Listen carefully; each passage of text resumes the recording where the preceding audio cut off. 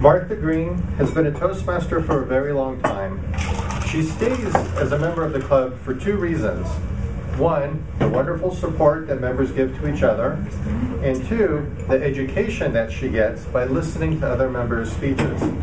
Today, Martha will be giving us some tips on how to make our speaking voice our biggest asset. Improve your speaking voice, Martha Greene. Martha Greene, improve your speaking voice.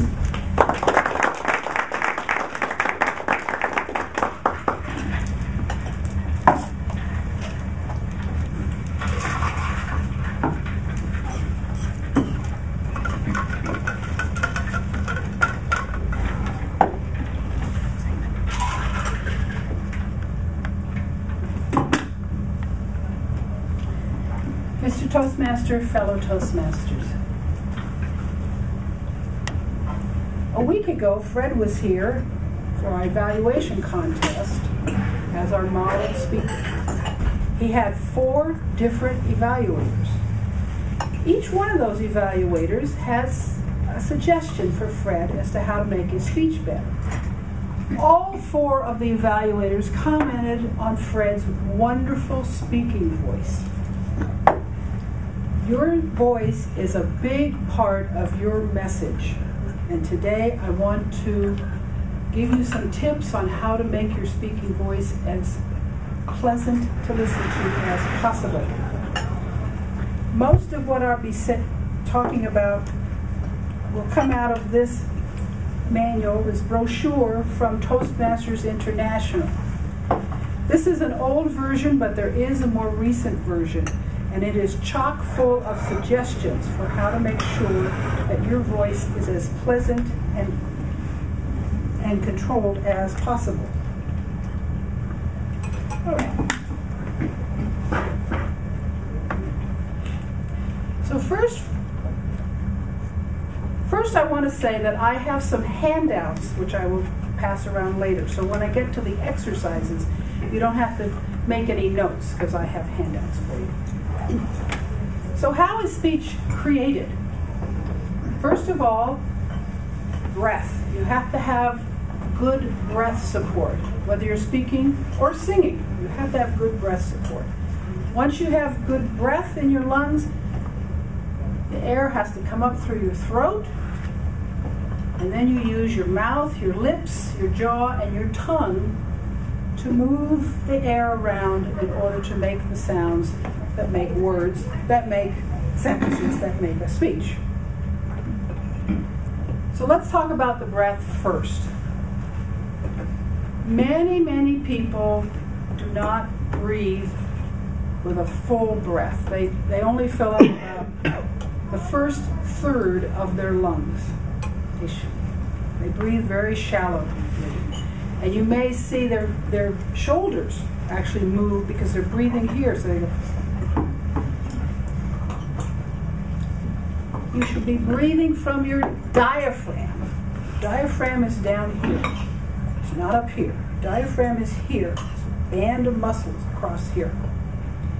Now I blame the folks who all our lives they say, stand up straight and suck it in. If you suck it in, you can't breathe. You really cannot breathe with your diaphragm if you're sucking it in. You have to let it all hang out.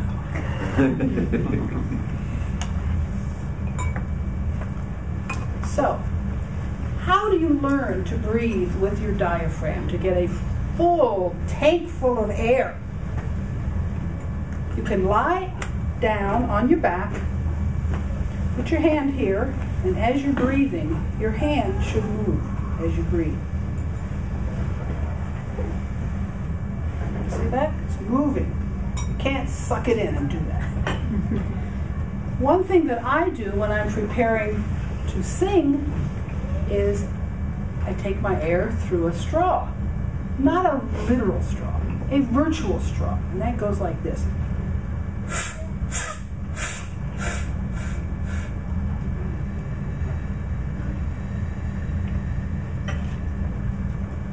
So you inhale 5 or 6 times, and you exhale as long as you can. And you practice that over and over until you're really getting a full, your lungs are totally full of air before you start exhaling. And then the exhale will get longer and longer and longer. The other thing you can do is simply exhale, exhale, exhale till there's no more, then exhale some more, and then automatically your body will fill your lungs with air, because you have to have air, so your body is very cognizant of how much air you have. Once you breathe with your diaphragm, then the air has to come up through your throat. But if your throat is tense, then the air gets stuck in there. The pitch of your voice may go up. You may feel, it may sound very constrained, very tight. So first you make sure that your throat is relaxed. And you can feel it. If it's tense, you can feel it here. So make sure it's relaxed. Keep your jaw and your mouth relaxed. And then breathe with your diaphragm.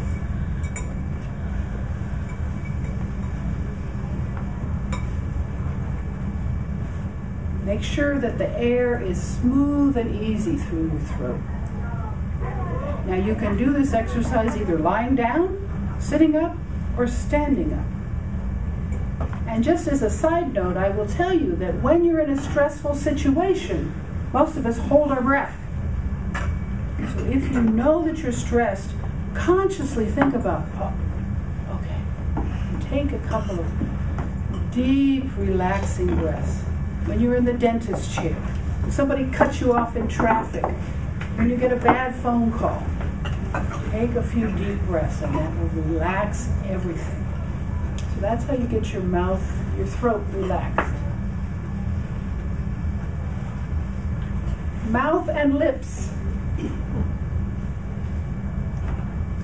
want your mouth and your lips to be flexible and relaxed, so that you can say the words distinctly. So first, the book says you stretch your lower lip over your upper. So I'm going to do these things. And then you stretch your upper, and then you pucker your lips. And then you talk nonsense syllables like flee, flee, flee, and exaggerate, flee, flee, flee, ba, ba. Or you can do those famous tongue twisters. She sells seashells down by the seashore. But exaggerate, so that your mouth and your lips become relaxed and flexible. And your tongue also needs to be flexible and needs to move easily. So first you stick it out at one cheek, and then you do the other. Oh, maybe then you press it against your palate, the upper part of your mouth. And then you stick it out and wiggle it. I know, it looks funny, doesn't it? But it has a purpose. It relaxes. Your whole apparatus is relaxed and flexible. And it helps you, because you're breathing properly, that helps bring down the stress level. And your jaw. This also has to be relaxed, So there are nonsense syllables in here that you practice, such as why, we, whoa, and you exaggerate the sound so that all this is getting over. Isn't this fun?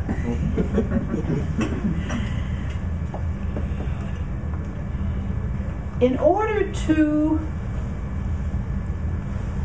meet the challenges of having a pleasant speaking voice, you have to practice. You have to practice these techniques every single day.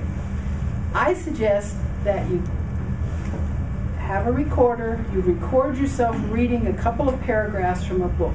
Today, when you go home this afternoon, give it a month of trying using these techniques to breathe properly, to relax everything, to get flexible. Record those same 2 or 3 paragraphs and then compare the two. And I think you will see a big improvement. Or if you have a friend who's very good at listening, you can have your friend do this for you.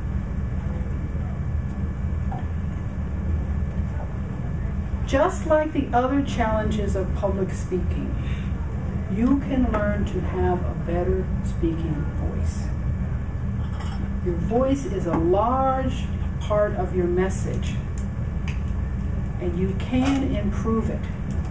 Because it's such a large part of your message, it behooves you to have a beautiful speaking voice. Mr.